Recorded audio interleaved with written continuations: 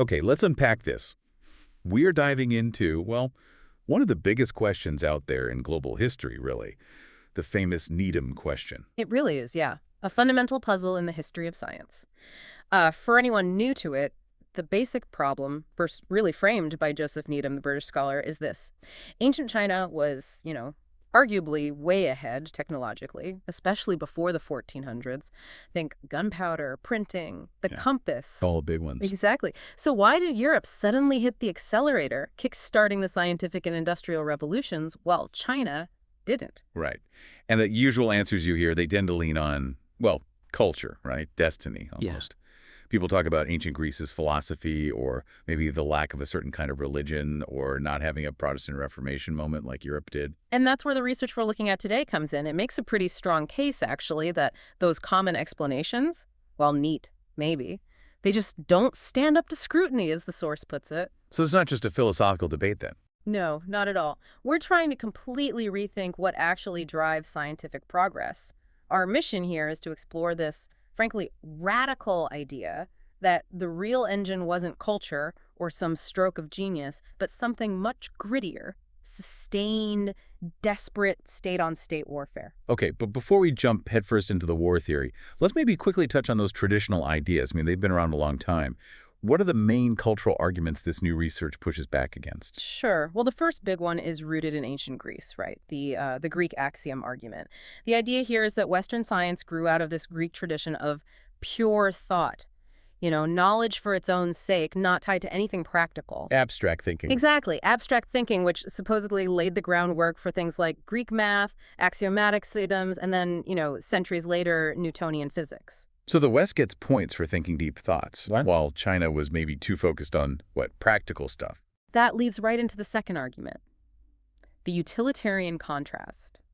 The thinking goes that China's focus on utility, on practical use, produced amazing technology, things you could use right away, but somehow it blocked the path to the pure theoretical science needed for a full-blown revolution. You needed the theory, not just the gadget. That's the claim. That just building something useful wasn't enough. You needed to understand the deep physics behind it. And then there's the religious angle, which always seems to come up. Right, the Reformation argument.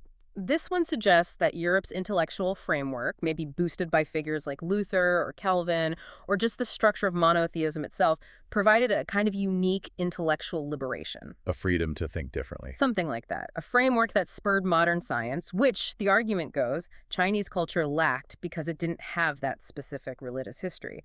Now, the sources we read don't totally dismiss these cultural points, but they definitely see them as secondary. The real push, they argue, came from outside. Okay, this is where it gets really interesting then. Let's set aside philosophy and religion for a bit.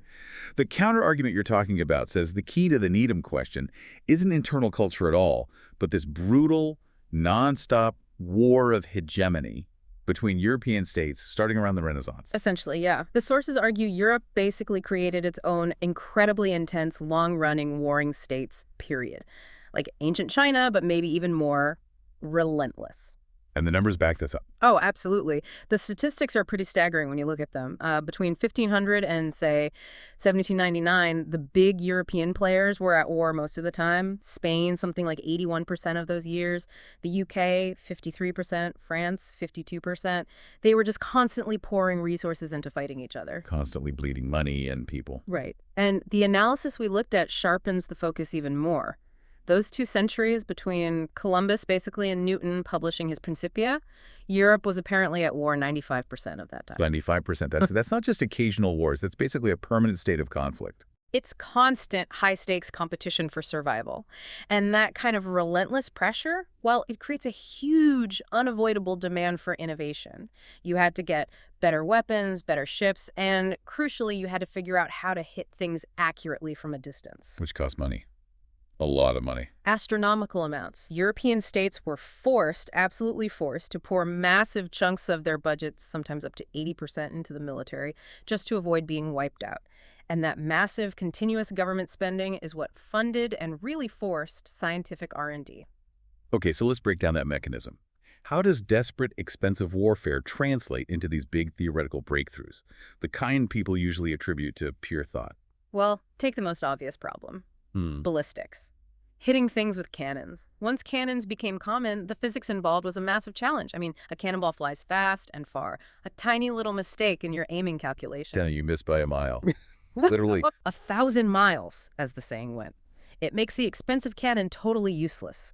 Suddenly, the state has this urgent life-or-death need for mathematicians and physicists who can solve this trajectory problem. Winning that race meant survival. And this is where someone like Galileo comes in, right? But maybe not in the way we usually picture him. Exactly. We have this image of Galileo, maybe under a tree thinking about gravity. But the reality, the sources point out he was actually the chief scientist at the Venice Arsenal. His day job, what they paid him for, was doing high-precision ballistics experiments. So, trying to make Venice's cannons hit their targets. Precisely. That immediate, practical military need, figuring out how to aim better, led directly to him formulating the law of inertia and the laws of falling bodies. The fundamental physics came straight out of the demands of war. But hold on. If it was just about the need to win wars, China had plenty of wars too, right? Internal conflicts, fighting neighbors. Why didn't that trigger the same scientific leap there? Was European war somehow different? That's a really key question, and we'll definitely get to why China's situation, specifically the lack of a true peer competitor, was different. But for Europe, the competition was just so evenly matched, maybe, and so widespread, it created this kind of runaway feedback loop. An accelerator. An accelerator, not just for physics. Right, for other fields too. Yeah. Chemistry, for instance. Gunpowder. Exactly. It wasn't just about mixing sulfur, charcoal, and saltpeter anymore.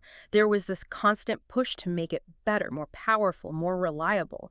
Understanding how gunpowder actually combusted, how that explosion worked, that became critical. To get a bigger bang for your buck, essentially. Or just a bigger bang, period. Yeah. That relentless drive to understand and improve explosives, driven by military need, laid the groundwork for the chemical revolution later on. It forced people to move beyond just, recipes and alchemy towards really analyzing materials and reactions systematically. And fueling all this war, all this R&D, it needed raw materials.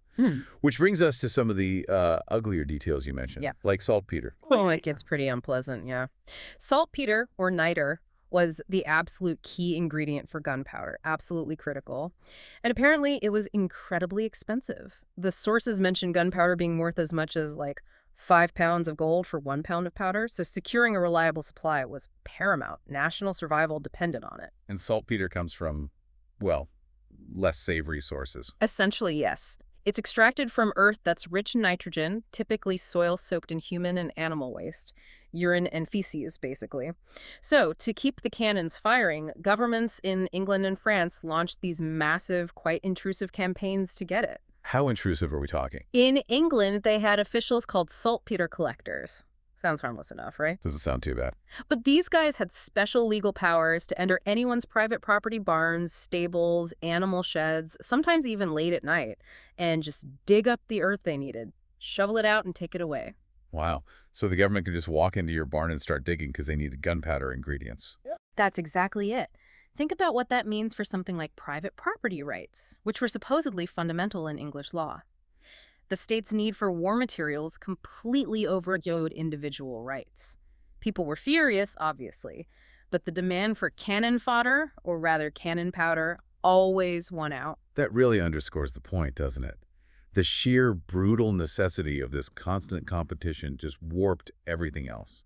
Social norms, legal rights, everything got bent toward feeding the war machine and the science it demanded. Absolutely. And this insatiable need for money, for funding, created the last piece of the puzzle, financial innovation. The sources call it the war business cycle accelerator.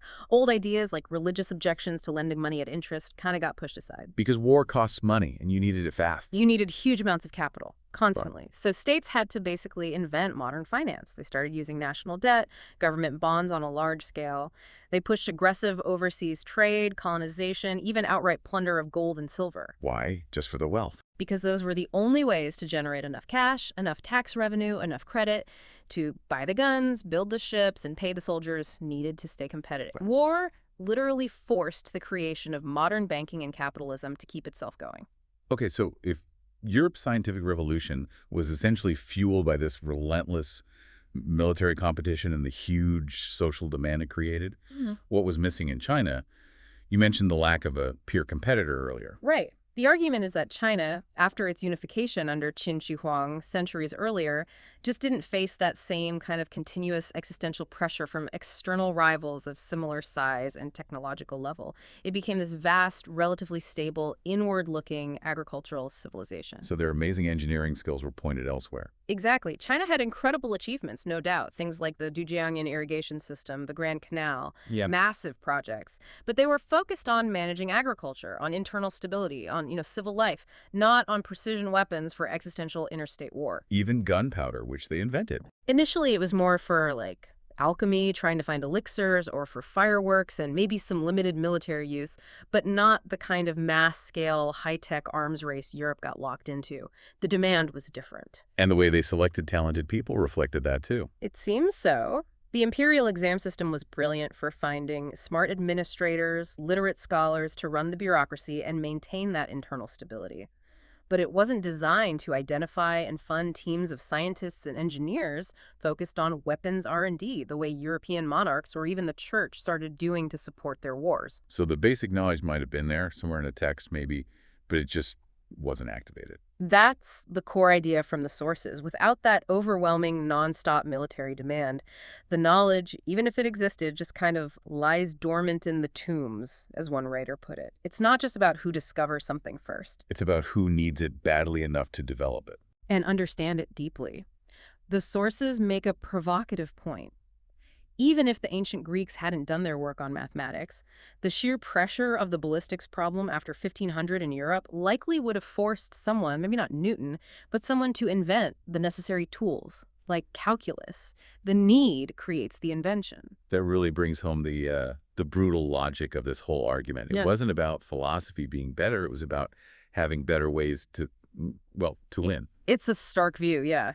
And the sources bring in the philosopher Bertrand Russell, who apparently observed something similar, that Europe's edge came from scientists providing more skilled killing techniques, making it easier, frankly, for a European to defeat a Chinese person in that era. Wow. Okay, so that really distills the main takeaway then. The crucial factor for the scientific revolution wasn't who had the first spark of an idea, but who had the massive social demand, driven by existential conflict and the state power to pour resources into applying that idea on an industrial military scale and figuring out the science behind it. Theory follows practice, especially when losing means getting wiped out. As the saying goes, falling behind results in beatings. And thinking about it that way, it gives you a totally different lens for looking at scientific development today, doesn't it? If war was the driver then, what drives things now? Well, the sources don't shy away from that. They point out pretty directly that today, China does face significant geopolitical competition, particularly from the U.S. And that's clearly driving huge investment in defense R&D. Things like their satellite systems or military tech. Exactly. Programs like the Beidou navigation system, or even going back to the 2 bombs, 1 satellite pushed decades ago, those were often direct responses to perceived external threats or conflicts like the Korean War. So that survival instinct, that competitive pressure, it's still a powerful driver of science. But surely it can't just be about military competition today. We hope not, anyway. No, and the sources do pivot here. They suggest that massive non-military national needs can now act as an equivalent catalyst. The sheer scale of China's goals for modernization, the Great Rejuvenation, meeting the demands of over 1 billion people for a better life, that creates immense urgent pressure for innovation, too. A demand just as powerful as the need to win a war. Potentially, yes. When you have national-level challenges or goals that are just enormous and immediate, they create these huge, focused markets that demand technological solutions now. Can you give an example of that kind of modern, non-military demand driving R&D in a similar, urgent way? Well, the sources didn't specifically mention this company, but you could maybe look at something like Huawei's recent restructuring into different legions. They've created these dedicated units focused on huge industrial challenges: mining, smart highways, customs and ports, smart photovoltaics, data center energy. So targeting massive national infrastructure and energy needs. Right. These aren't just sales divisions. They're framed as R&D task forces trying to solve colossal problems for the whole country, or even globally. That kind of immense focused demand, driven by national development goals, can potentially create the same kind of intense pressure for breakthroughs that, say, the ballistics problem did centuries ago. That's fascinating. So wrapping this up for the listener, what you've got now is this really different, quite stark, geopolitically driven answer to that old Needham question. It pushes past the usual cultural explanations and puts the focus squarely on brutal competition and overwhelming social demand. Yeah, the bottom line seems to be that social needs, especially when they're tied to survival or massive nation-defining goals, are often a much more powerful engine for scientific progress than, say, 10 universities working quietly in isolation. If the need is strong enough, the resources and eventually the science tend to follow. Which leaves us with a pretty big question to chew on, something for you, the listener, to think about. If constant, desperate warfare was the unintended catalyst for the first scientific revolution, what huge, shared, maybe non-military global demand today could be powerful enough to trigger the next great leap forward?